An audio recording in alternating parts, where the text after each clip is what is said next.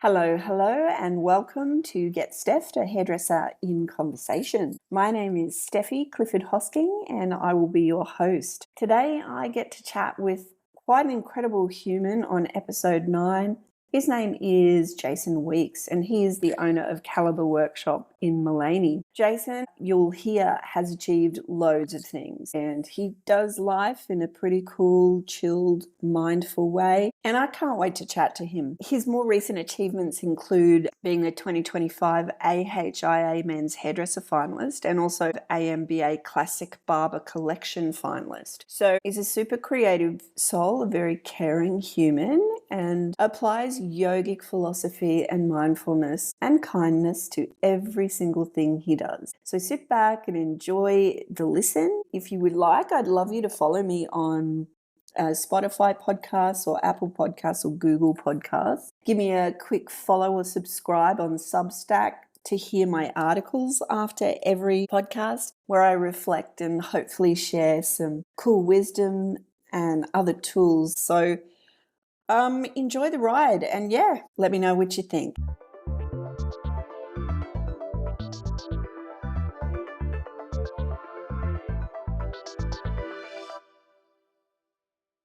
Jason, welcome. Thank you, Steffi. Thank you so much. We're here today to have a conversation. Jason is someone that struck me from the moment I met him, which was maybe 3 or so years ago, when I was working as education and sales in a hair company. I had the pleasure of driving up to Maleny, which was such a joy. That's where Jason's salon is and where you live. Mm-hmm. Correct, yes. Correct. So when I wandered in, I'm like, I like this guy. I like this human. So fast forward a few years later, here we are. And when I came back around into my own space of being ready to come back into the podcasting world, of course, I started to consider who would I want to sit with? And there was a handful of people that popped into my mind straight away, and Jason is one of them. Jason and I don't share a lengthy friendship. We don't know each other very well, but I really feel that Jason's just got this energy that's going to be lovely to sit with and to listen to. So, Jason, welcome. Thank you, Steffi. Thank you. Today, we're going to be, I guess, just having a conversation. I want to get to know you. I know that you have quite a history being in Loreal. Yes. And other hairdressing companies as well. Can you first of all start off by just sharing a little bit of that history and then joining the dots to where you are now? Sure. Yeah. Absolutely. Yeah. Because this year marks 30 years I've been in the industry, which is pretty amazing. Like, time does go. So anyone that's young in the industry, just know that it goes fast. I guess just to preface that journey into L'Oreal, into the corporate world, I worked on the floor for some big icons, which was a fantastic time of my life in the 90s and early 2000s. And then actually my pivot at that stage was namely because I was actually getting quite ill, run down, and pace was quite crazy. And I came to that junction of 13 years going, okay, well, what's next? What's the next journey, the next chapter to write here? And so I could have gone two ways. There was two freeways, off ramps, on ramps, whatever you would like to describe them as. But basically it was to own your own business, go out on your own, or to go more into the corporate realm. So, which I basically went into, and did that for on and off for another sort of 12, 13 years. And I guess my journey from there was that I always loved, and I always stand by this, is that the people under me, I would always empower and make them grow, because I'm going to be the old fella, and I want the young ones to come through, to flourish and to take over.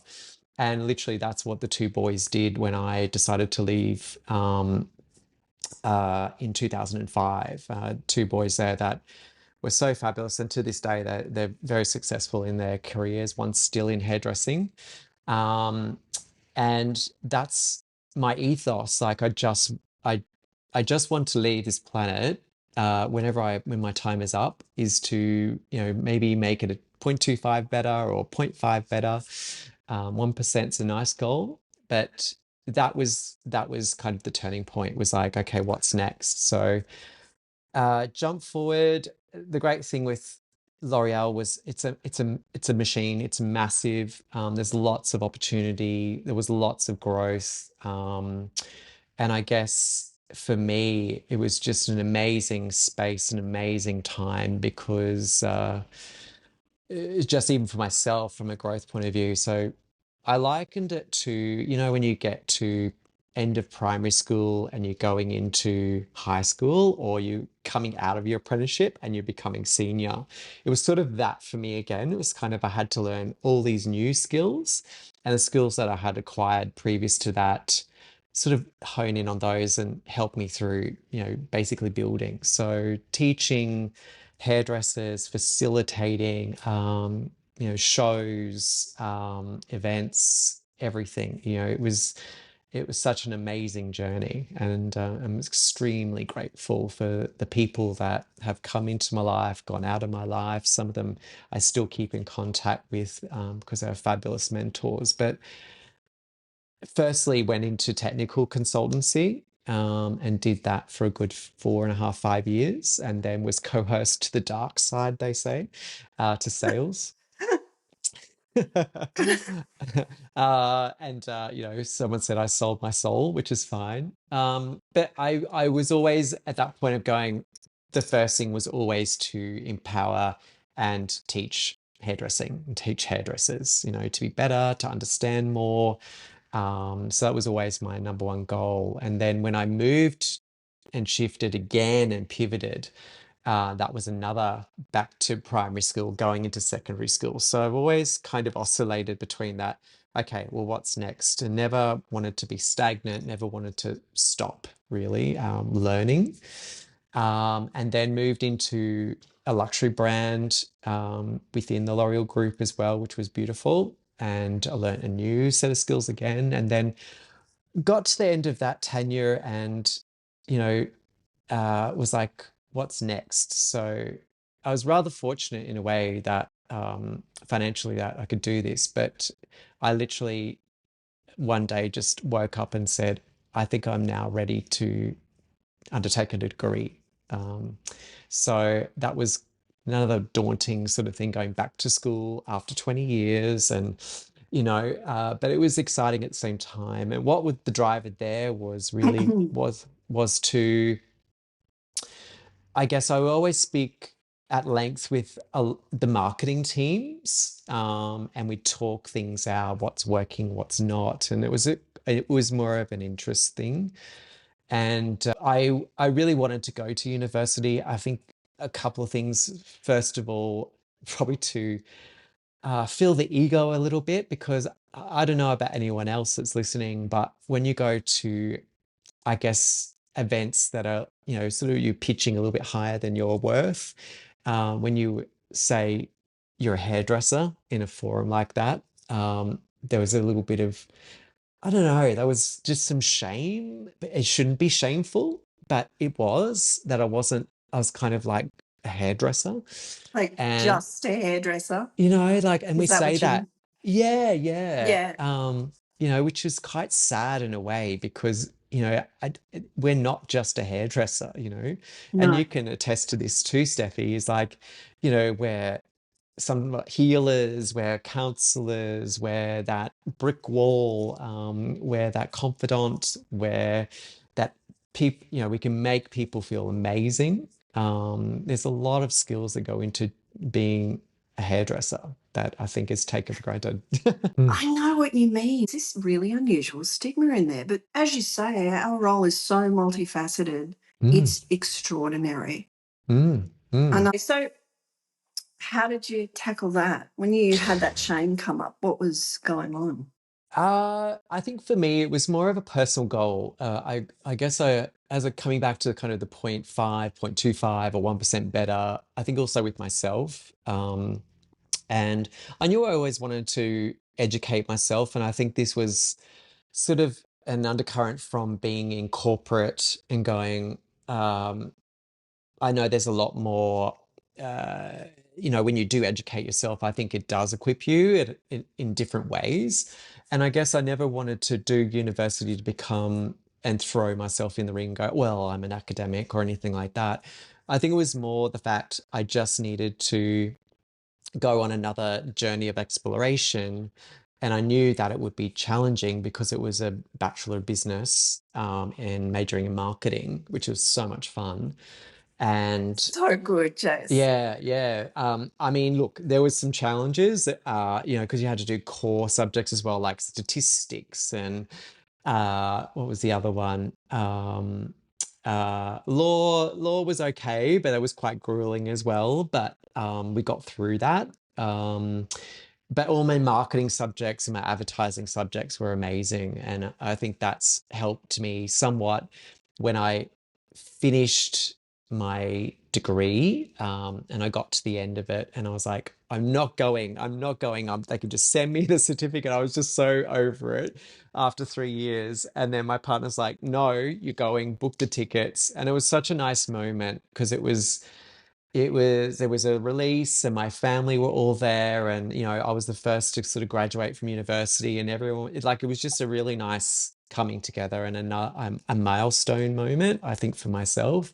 But I think for me, what I take away now from having that experience is growth, but also all, I think, with education on any level, not, you don't have to go to university or anything like that. You can do, we've done Cert 3, Cert 4, things like that.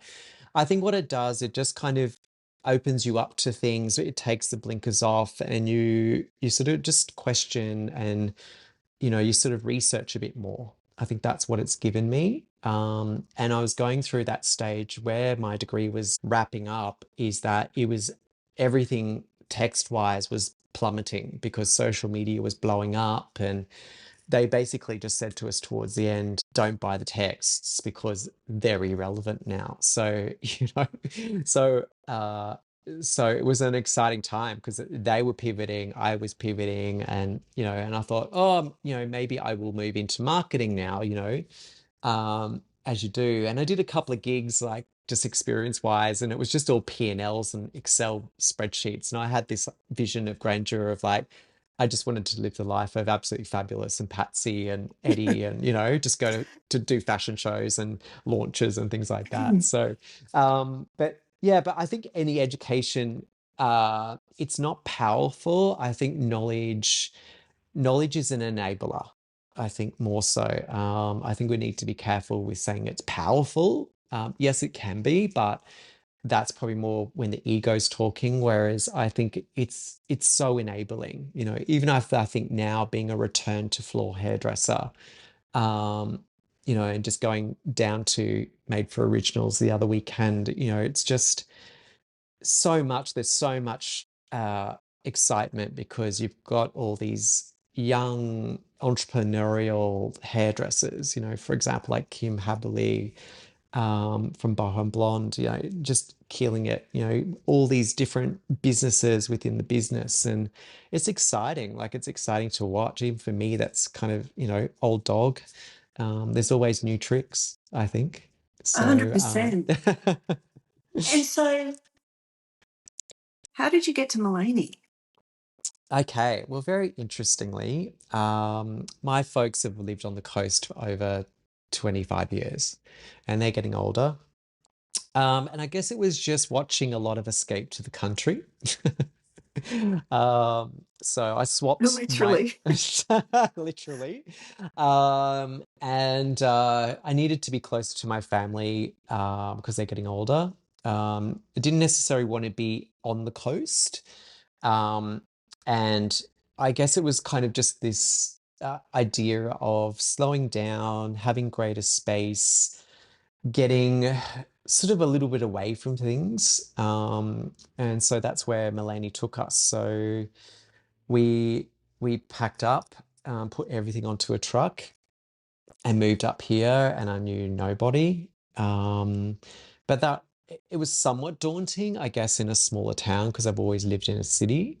But that was, yeah, it was, I'm not going to lie, it's a challenge, but it's also an exciting pivot also I mean, it's in my pretty life. brave to Yeah. pack up everything, and it is almost like starting again, isn't it? It's like Well, finding your yeah. community. Yeah. It's like I Mm, actually lit a match and just went to Brisbane. yeah. All my infrastructure, at the time I was working for a company and, you know, I was doing the commute, when we moved up and I was doing the commute to my, partner's like, you just can't keep doing this. Like you're actually going to get sick. And I'm like, well, what am I going to do? And he's like, well, just, you know, have a few months off, have a think about it, maybe do that salon wanted to do. I'm going, okay, it's that easy. So what I did was, to sort of preface this next move was, while I was in corporate, I was sort of looking at ways and sort of stumbled onto my spiritual journey, which happened back actually when I was coming up here to Caloundra, and my grandmother would take me to the CWA Hall in Caloundra, and we'd ride our bikes when you could in Caloundra, not probably today, but it was peaceful, and she introduced me to yoga. And I mean, look, I was 11, 12, and I thought, oh, how great. You just get to lay on the floor and you get to close your eyes. And, it was a wonderful thing. And I tried to do little bits and pieces, and I sort of played around with it, dropped out of it, did the gym thing and whatnot. And then I think at uni, it really kind of opened me up because there was a PhD doing mindfulness research, and she was calling for participants. So we did a 6-week program. We had to document everything. We did mindful eating, walking, meditation, you name it, we did it. And it was a fabulous experience. And I think that what something unlocked with that, and it opened up like a window. And from there, I found my studio, and then I would at least do yoga once or twice a week, um, alongside doing gym work. But forward to just before we moved here, I ended up doing my 250 hours of yoga training, not to become a yoga teacher per se, but just to kind of level up and get to know a little bit more of a yogic lifestyle. So in that 3 months, there was actually an ad. It's amazing how things just open. When you close, things open, close, open. And I really stand by this. And as much as it's daunting and it can be quite frightening, I think it's very liberating as well to just step off that ledge and go, right, what's next, And there was an ad on Facebook. It was a local studio, and she was looking for someone for Saturdays. So I went and I met and started up, and then that got me into the community, which was great. So, I think where you are right now is where you're meant to be, regardless of if it's tasking or, unknown, or, I always just kind of come back to going, you're here now, like this is where you're at, just go with it. Do you know And that old quote, what's meant for you won't pass you by? correct. Absolutely. I find a lot of peace in that myself. When you're Yes. Yes. thinking, why am I blocked? Why am I stuck? What am I Yes. doing here? But Yes. actually, you're so right when we settle back into, everything's happening in its divine right order.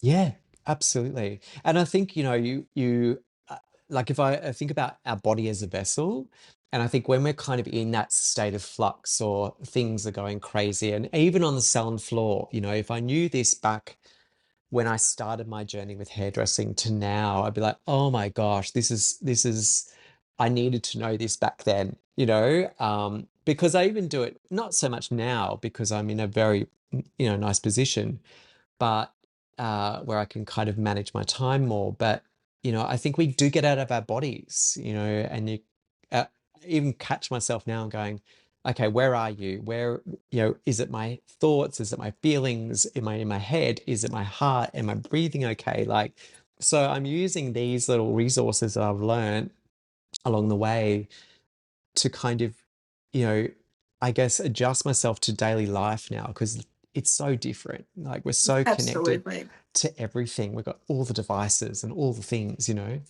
What are your thoughts about this? That hairdressing it's the kind of industry that really leans into us having to wear a mask to cope or Yes, to people please in a way and be the person that the person in the chair needs. yes, yes, correct.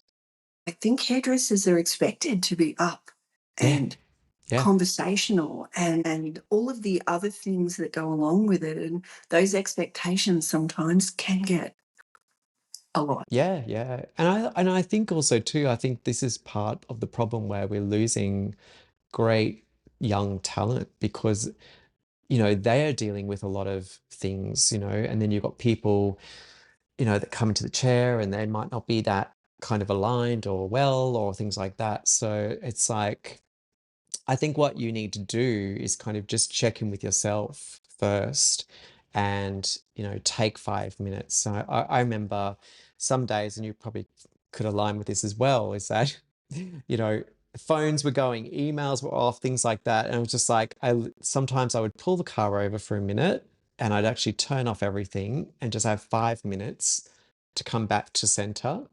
And I think if we just all do that, and you're not going to please everybody, coming back to the floor, that was my first thing. I was like, oh, what if they don't like me? Or what if I don't like, because I opened the shop, you know, zero clients, ground zero, like no clients, no, hardly knew anybody.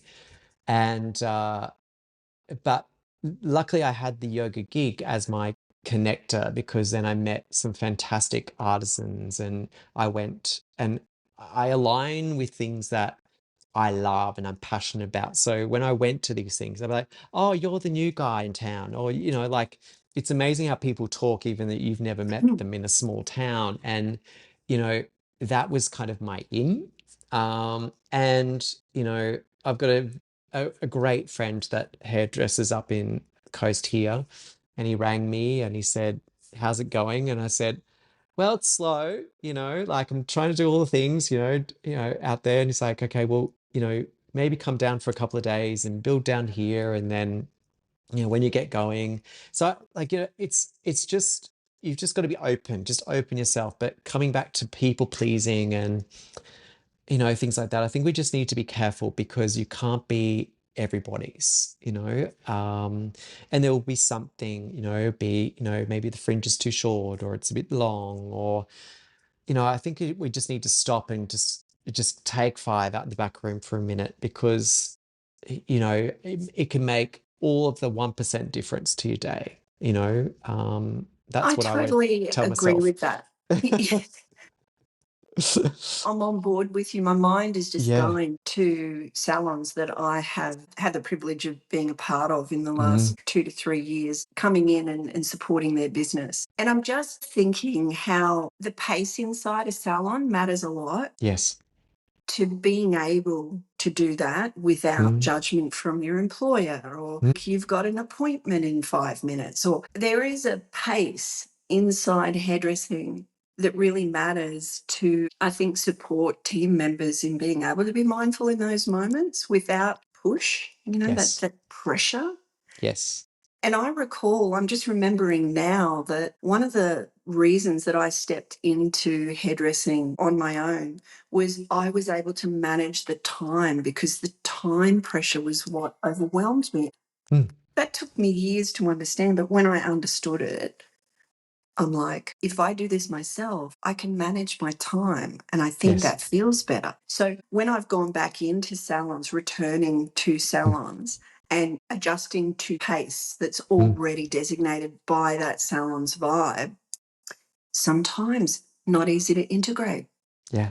Like, it's really important to check in with people too. Like, I remember when I'd walk into the sauna budroom, because I'd say, are you like, is everything okay today? Where, like, what percentage are you at?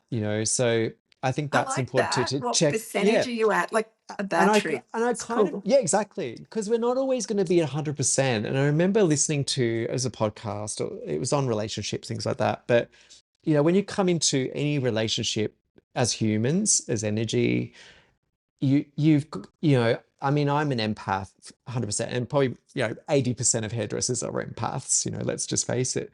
But this particular professional, I don't know if they're psychologists or whatnot, but they said, look, when you come home of a night, you've got to ask your partner or your flatmate or whoever you're living with, where are you at, how's your day? And they've got to be honest and say, look, I'm probably at about a 40%. So then that person's got to bring the other 60 to that 40% to kind of bring it up. And I kind of use that even with myself. I sort of have a check-in and go, okay, where you at today, boy? Like, what's going on here? You 80%, so it's just a way of checking in with oneself. And I think we need to probably just do that, because we are dealing with people, on a daily, hourly basis, and it's very fractured now. Like, it's, if I think of, you'd be the same, hairdressing from the 90s versus now, it's, you're everywhere. Like, you're in a DM, you're online, you're, like, email, Tap you're at the dancing. chat. Exactly, correct, exactly. And someone says, I've been trying to contact you. I go, okay, which platform? It's like, tell me which one. Because I'm just like, I'm just like, yeah. So I think it's just important to acknowledge that, you're, if you are working with a collective of people, is to check in and ask them if they're okay, or, just, just kind of just understand, because, if they are, you might, the little things, like, you might just help them clean up their station, or, say, look, do you want me to finish that blow dry so you can have like 5 minutes or something? Like, Mm. just let's nurture everyone a little bit more, and, like, lessen the ego, and just kind of work together. Because if you do, like, it just brings everything up, and you've got people coming in, and you would know too, like, walking into salons, sometimes you'd be like, ooh, there's something a bit off here today, like. And sometimes I would say, like, if I knew that salon owner or manager very well, I'd say, is everything okay? Because if I'm feeling it, then the client coming in will feel it, So I think Yeah. it's Yeah. coming, like, to finish this off, just to say, check in, and maybe have, maybe draw a bar graph, or have like a temperature thermometer thing of the day, if you've got a large team, going, where are you at? What's your temperature today? I Um, actually am loving this. yeah, yeah, I can picture that inside salons on a back wall every yeah, day. It's like I'm part of the housekeeping, right? Come yes, in, have your morning huddle. Everybody writes on the battery meter yeah, what their percentage is. So others in the room, we can calibrate to support. If I'm 90% and you're 40, I've got yeah. energy to give you. Exactly. Correct. Yeah. Hmm, So it's, and it's that's just the little, awesome. it's just the little things. It's even like, if you're seeing a stranger on the street and they're looking a little bit down, you can say g'day or hi, or, and that can actually just turn that around a little bit. So it's just, I think it's super important in this modern day, because there is so much going on, globally, and in your macro environment, your micro environment, all the things. It's like, some days we're like, "Woo," and I just go, come back to your body Yeah. always, just come Yeah. back, and we can go into all different methodologies, Ayurvedic, sort of methods and things like that. But, you know, it's just been a wonderful journey that something unlocked doing that. And then people say to me, oh, I couldn't do yoga. And like, that's like, or mindfulness or meditation, and I go, but has there been a time where you've kind of gone from A to B and gone, oh, that went quick? Or it's like, you know, you've been in your body, you don't not know, or you swim, or you've just got to find that thing that you you don't necessarily have to sit there and chant ohms, and light incense. And I think people have this kind of like, oh, I need to do this and I need to wear, a yoga brand and, have all the things. You don't. Like, it's just, you can sit in your car, you can go for a mindful walk, or, just do one thing, find one thing that gives you joy, So and brings you what would back. be your one thing? You probably have a library of things that you do. Like if you're in a car, you've mentioned you'll pull over and just give yourself 5 minutes. Yeah, But yeah. do you have like a favoured thing that you tend to lean into when you just want to recenter? Yeah, I think I still come back to just actually closing everything off and just sitting with my body, like sitting in a chair or sitting on the floor, or and just closing my eyes. And yes, there might be noises and things like that. It's just kind of turning off everything that's stimulating to you and just coming back to your body. I think the main thing I love, and I know when I'm like up to pussy's bow of like, whoa, I get off the mountain, or I go for a walk in the forest here, or I'll go down to the beach. I find the beach super ionizing.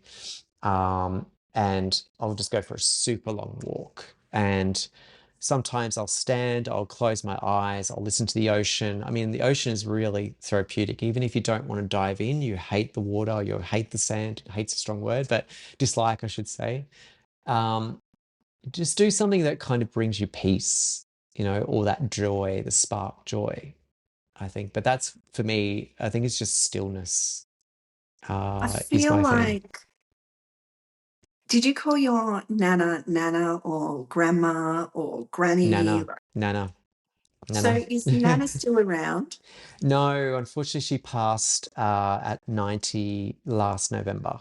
So, yeah, so it's amazing, Steffi, how your journey works. Is like, I was so glad that I moved up here, that I could be close to her in the 2.5 years that she was still around, and in decline. And, it was just so grateful to actually be able to go down half an hour. I was there, but, I feel that, she gave so much to me. Like, she actually looked after me a little bit while mum was working. So she was kind of like my second mum. But she was always this woman that would just go, like, when they moved up here, she was the same, knew nobody.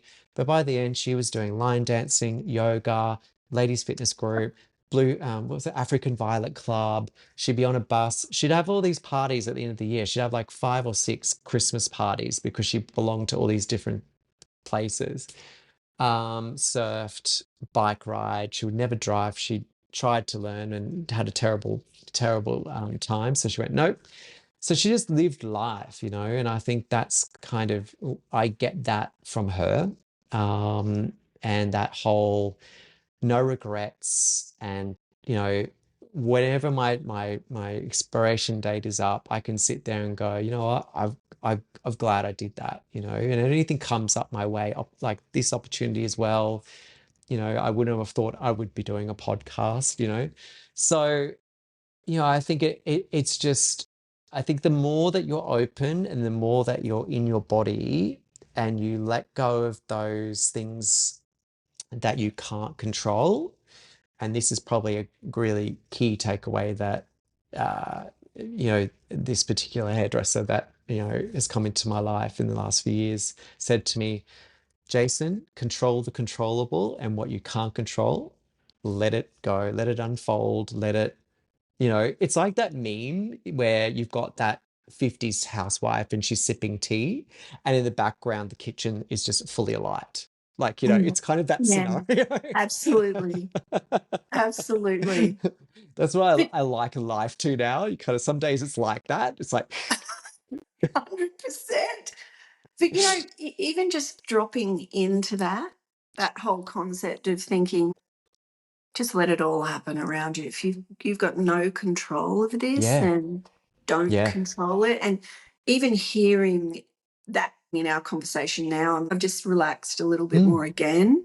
yeah, yeah, Just look after what you can control and change and move and all of those good things. Yeah, But yeah. there is so much external stimulation. I feel like it's really important to daily, momentarily practice internal stability. 100%. Yeah. Right? Correct. Really important just to turn the noise down from opinions, suggestions, and actually just go inside and go, what feels right and good to me? Yeah, yeah, exactly.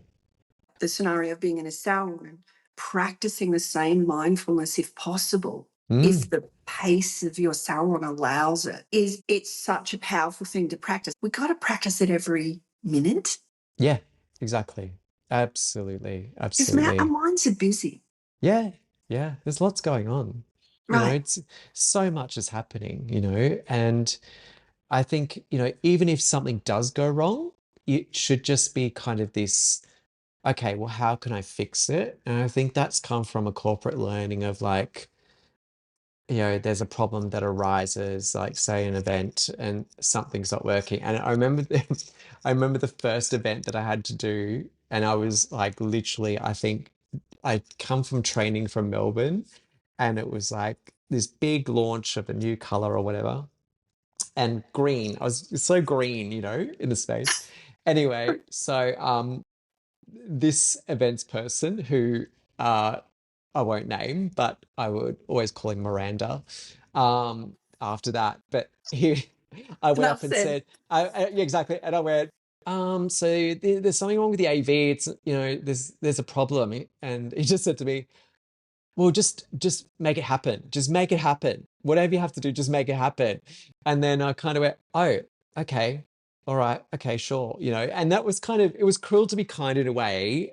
And I wasn't kind of like, I didn't go in a pit or anything like that. But I was just like, from then on, I was like, okay, I'm in the trenches now. I've got, if there's something that's a problem, how can I fix it? And that's kind of come from that learning, I guess, in life. So, and I think it's just like, okay, like the scenario, the kitchen's burning behind you, you're trying to have a cup of tea, just like, okay, what do I need to do to get rid of the flames? Or like, what's on fire, And then once that's extinguished, then is everything else okay after that? Like, it's more of like a checkpoint, I guess, or like you know, uh, yeah, like a flag in a way. But, just coming back to control the controllable and what you cannot, let it just do its thing. It's so key to what we do every day. But what about if we are experiencing emotional growth?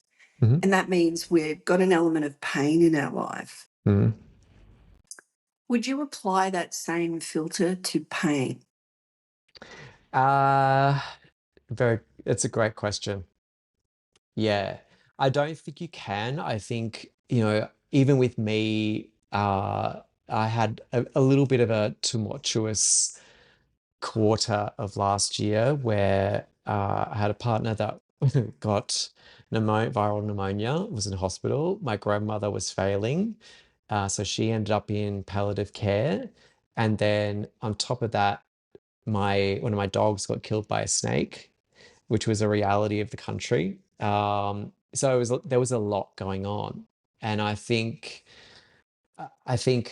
what I did was, as my support mechanism, is that I came into my shop and it was my sanctuary. It was my cup of tea, because then everything outside of that shop was the kitchen, and it was like Mm. flames.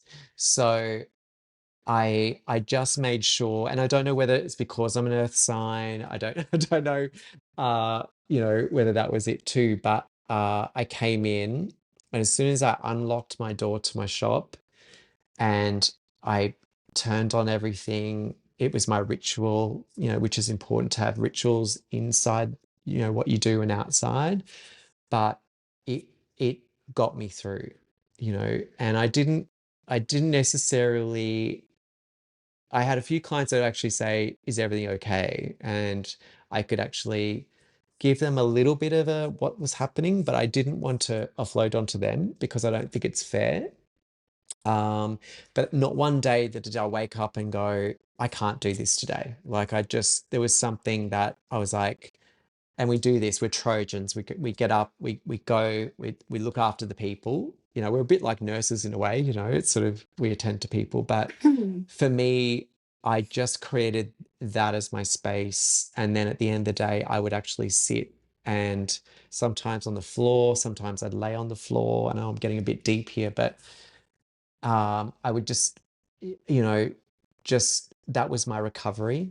And the other thing that was my salvation was that I still do to this day is I meditate when I wake up, and at the end of my day as well. And I think that allowed me to process all those feelings and thoughts, and they're just that, and sit with them, whether they were, you know, indifferent, neutral, all the things, all the emotions. But I think having that ritual of whatever sparks joy or gives you balance is what you need to kind of funnel into. So yeah, sorry. And I feel like some of those times in our lives can take a really long time. Yeah. There's no quick solution. No. It's almost like you said, that physical act of actually sitting on the floor or laying on the floor. It's like we're being asked to sit in it. Just lean in, have a look around. What's happening? Yeah. You know, there's no quick fix. We can't run from pain. No. And like, you know, I think the key is, you know, it was kind of nurturing and childlike for me to do that. But I think I think we don't allow ourselves to be that inner child. I think it's sort of, you know, we've got to be strong and, you know, like an iron shield, and, you know, we're on and 100% and all these things. And you can't be. You can't. You're a human, you know, like that's the thing that I had a young guy the other day, and he literally has lived here all his life. And he's like, I think I want to leave the mountain and I want to go to Sydney. And he's doing a bit of DJing. And I said, mate, do it. You're 20, 21. Yeah. And he's like, oh, but people are saying, you know, it's expensive and this and that. I said, do it. Because I said, your fallback is you come back here. Like, you know, I said, you don't know where this is going to take you. So I said, if you don't go, then you don't know. So he's like, you're right, you know? So it's like, if I could tell myself at that age, you know, I wanted to go overseas and work in hairdressing, things like that. I didn't do it, like, because I was paralyzed. I was like, I can't do that. Like, what do you mean, you know? But now I kind of go, yeah, let's do it, you know, saying yes. So, but just coming back to that, having, you know, having that vulnerability, having that, showing that feeling. I mean, regardless of gender, you know, it doesn't matter. You need to tap in to your feelings and just be uniquely you and be your authentic self, is what I think generally people want from you and gravitate to you because of that. I think that's the thing. So I think it's, you know, somewhat of that is past trauma, like, you know, growing up, you know, I mean, I've come from like my dad's side of the family, all in the military, served in wars, done all the things, you know, so none of that it was very taboo to show your emotion and, you know, things like that. But I think it's an important thing to do. You need to do that. You need to have that release, you know.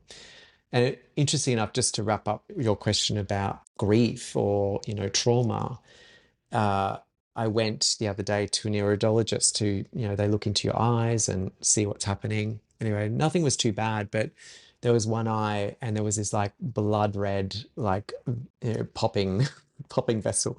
And one's like, oh, and I'm like, what's wrong? Like he flicked he's been doing this for 40 years.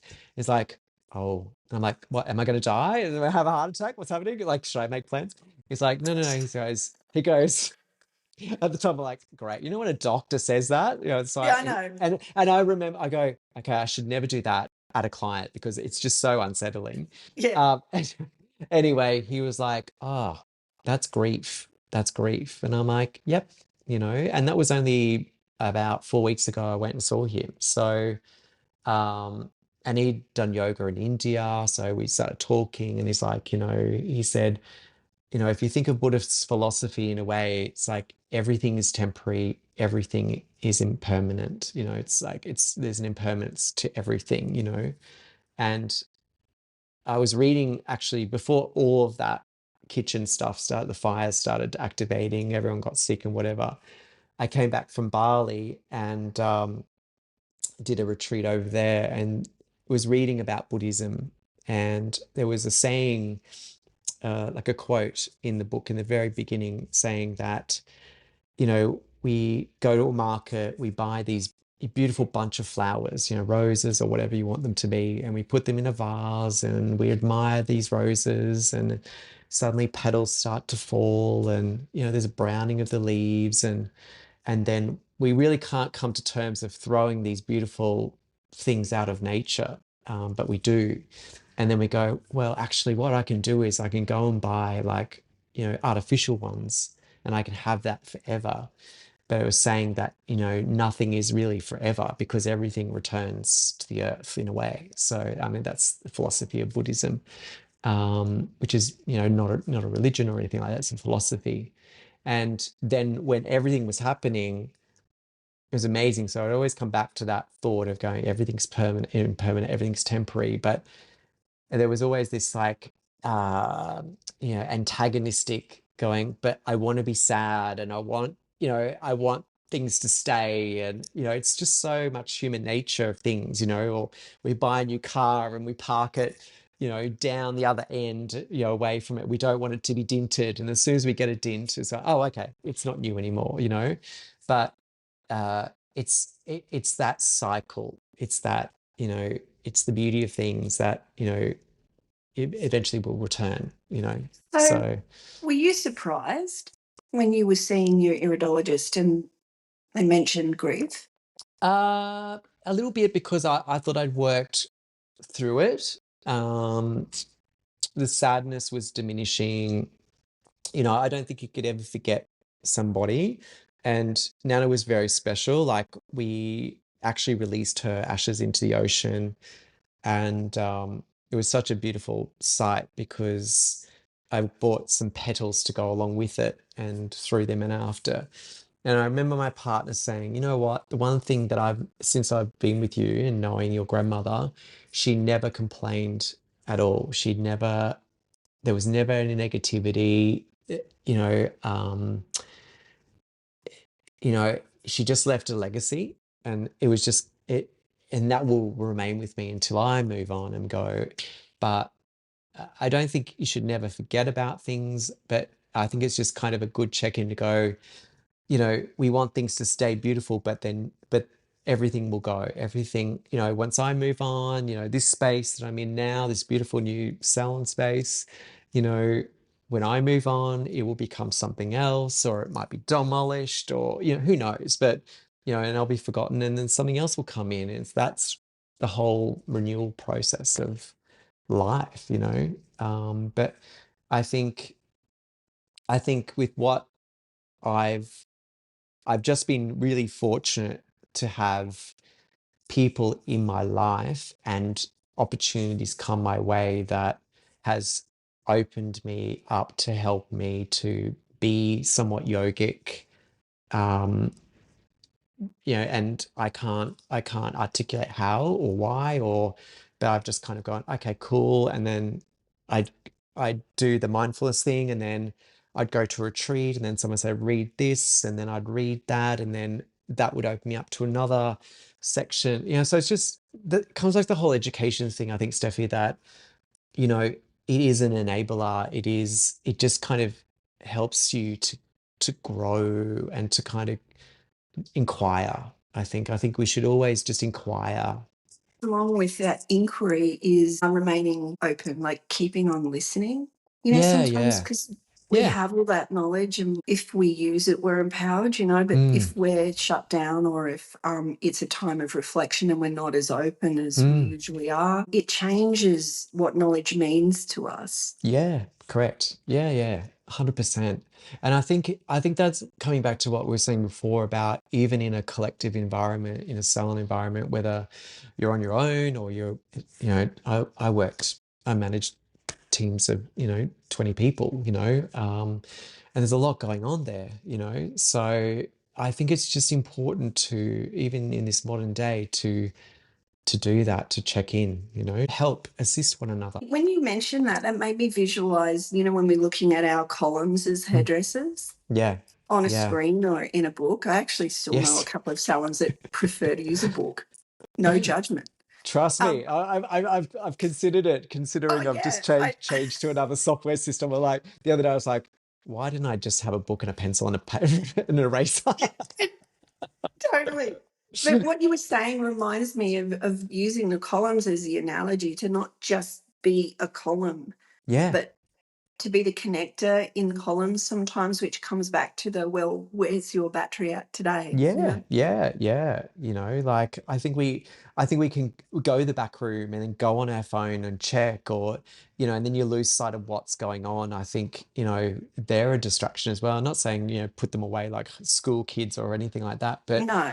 I think just kind of just being a human, like just having some form of humanness in an environment where you're working together, I think actually will just help raise the vibe even more.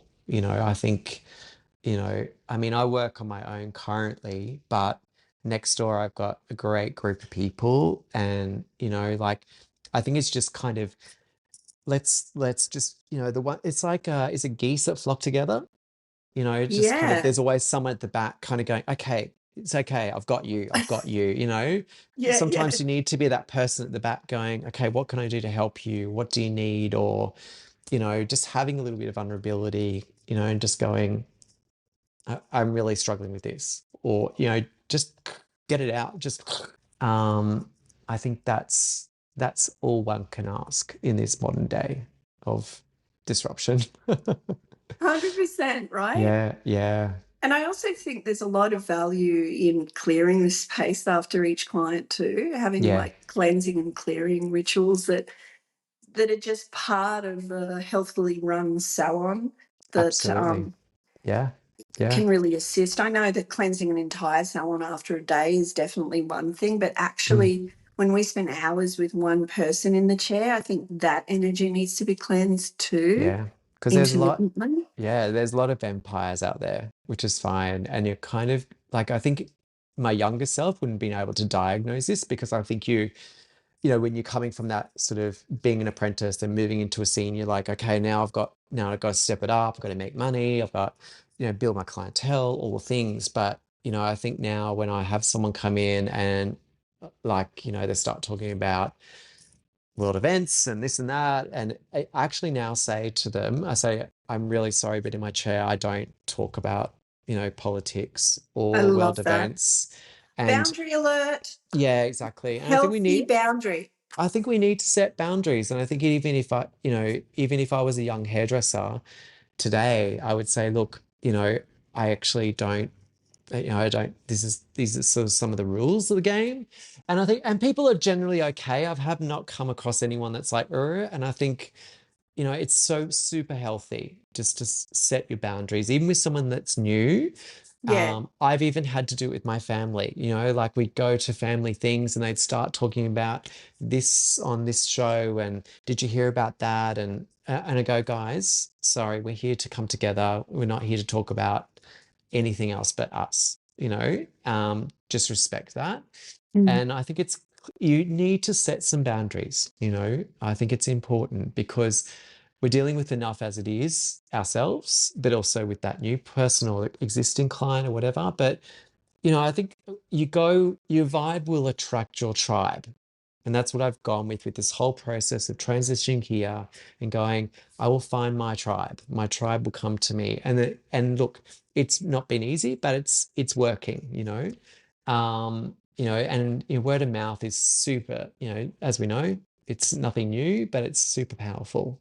So I think establishing some boundaries is super, super important, especially for someone that's young, because, there's many triggers that can happen. It could be for reasons. I never play anything that has vocal in it, for anyone that's coming in or anyone in my classes, yoga classes or here, because in our training, we had a very good she was a forensic police officer, and she said, please never play anything vocal in a yoga class, because that person may be driving along, they may have been in an accident, and it could just evoke this trigger. So I think little things like that you just go, and I wouldn't have thought of that, but I think just creating all these elements, it is so important to everyone's health, and well-being, really, more so well-being than anything. And actually, on the topic of non-vocal music, I've just been diving in over the last few months of frequency-based music only. Right. And it started being instrumental, but then I've actually come across artists who are storytellers and sing, but their music is frequency-based and all the messages are really good and positive and helpful. Yes. So I think it's called, correct me if I'm wrong, Sophigio.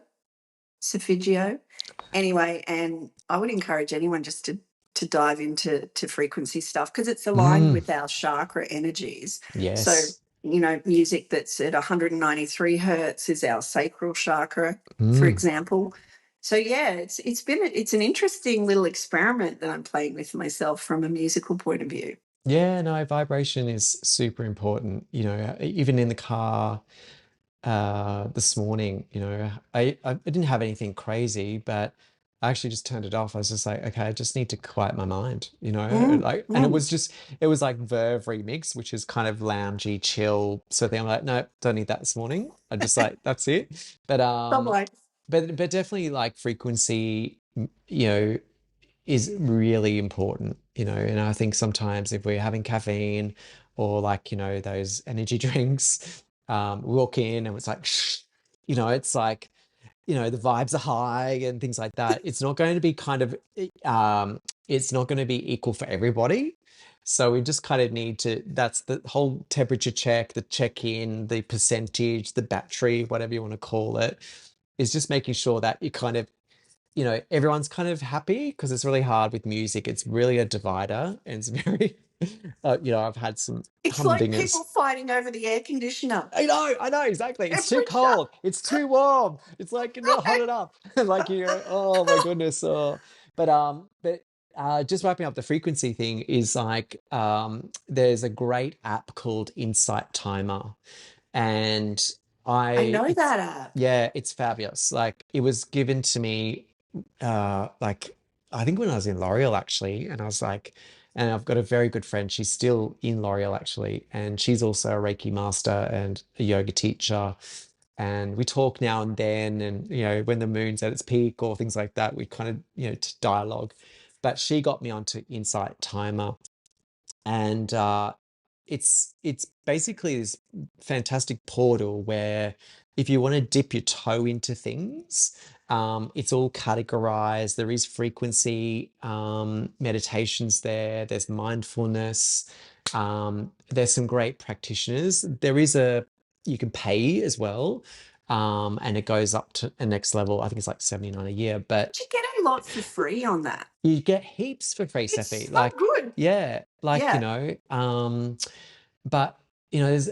I use it a lot. Like, I'll go back to it, and I'll do some frequency. If I'm feeling a little bit low in energy, like I find, I've got my save. You can bookmark things and whatnot. So I urge anybody, of any age, and to have a look on the App Store, on both, but it's been a salvation. But definitely frequency is on there. There's definitely a morning meditation I use quite a bit.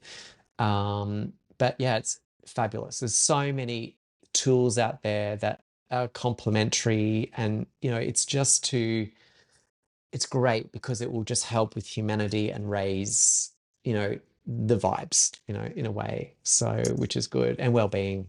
Absolutely. I Mm. think I think today's been an interesting conversation. I Yeah. like that we've definitely lent into our lives as hairdressers and things we've learned and tools that can assist, especially the younger ones. So thank you for that. Thank you for sharing the analogy of checking temperatures Mm. and adjusting accordingly and Mm. being connected in that way and collaborating with each other in that way. Yeah, yeah. And then also that app tool, thank you. Mm. Mm. When I do my article after our podcast, I'll be sure to mention the tools that we spoke on. Yeah, Um, fabulous. Fabulous. because, I mean, whatever we can do, as you were mentioning, to match and increase and support each other's Mm. energy and well-being. But yeah, I just want to say thank you so much for sitting with me. Can you believe we've been talking for an hour? I just looked at the time going, oh my gosh, that's gone so fast. And Pretty that's like, and, cool. and we just sort of just touched the surface, really. I mean, there's so much in That's between how I that, but feel. you know, um, I feel like that, there's so much more we could be talking about. yeah, yeah. And I think, do whatever you want to take away with that, but please reach out even to me if you need any more resources or any reads or podcasts that I listen to or refer to. But I think we just need kindness right now, whether we're behind the chair, in the chair, outside, like even on the highway, if you've got that person that's tailgating you and like you can see them in your rear vision mirror and they're just like literally you can see their dash, just move into the other lane or pull over and just let those souls go, because you don't know what they're going through and are they in their body and things like that. So you just whatever doesn't serve you, just let it go. The final words I'll say is control the controllable, and whatever you can't, you just let it go. Just let it unfold. Just let it do its thing, or think of the meme, think of the cups of tea, burning kitchen, like. Well, Jason Weeks, it's been an absolute pleasure. Thank you for sharing some of your soft underbelly that I Yeah. knew you would, Yes. because you are a wonderful human being, and I can't wait to see what things that you keep creating. Yeah, thank I you. know you've got some new things happening, like you've stepped into the wedding sector for men. Yes, that was another pivot, because Yeah. we're sort of now the destination in Australia for weddings, and there's Mhm. lots of venues.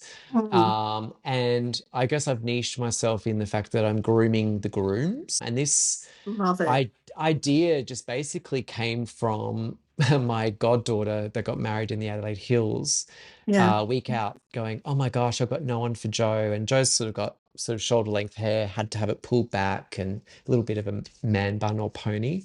And I was like, yeah, no worries, I'll bring my kit down, no problem. And I got some really great behind the scenes shots, and I was like, maybe I could see how this would fly up here. And I just love doing it because it's a day of love and everyone's loved up, and it's, you go to these beautiful venues, and it's just a lovely thing. Like usually the vibes are high, so Yeah, it's quite absolutely. it's quite nice. So yeah, so that's kind of, yeah, do that. And I'm always thinking of what's next, because I guess, I'm 52 now, and I don't want to be coming in on like a Zimmer frame one day. But there's always the next thing. But I think that's the exciting thing of stepping out and doing your own thing. It's kind of looking at where the opportunities lie and what's around, and just being open to, like, for example, like this today with you. It's been such a I'm so grateful and humbled, that you actually approached me. So I really, really thank you. Thank you so Mm, much. no, And it's my you're a pleasure. natural at this. Like, it's so, so good. Yeah, thank you. Like Hmm. I'm just pleased you're here. I really am. So it's Thank you. actually me that's saying thank you to you as well. Thank you. Thank you. But I'm going to make sure that I have as many details from Jason's socials and anything else that he shared with us today. I'm going to wrap that up into a nice little bow, hopefully, and turn it into a bit of a wisdom share on my Substack account, which is at GetSteft, where basically I just write articles for you to read. Fabulous. Great. And, you know, the idea is that I'm contributing, hopefully in a positive way. Yeah. So, Jason, thank you again. We shall say adieu. Adieu. And I hope that sometime in the future we'll have another little sit down. Yeah, absolutely. I'd love that. I love that. As I say to anyone that comes into my path, it's not goodbye. It's until we meet again. So Heart melt. exactly. All right, my So darling, thank on you. that note, we shall say goodbye. Thank you See so you much. soon. Thank you. Bye.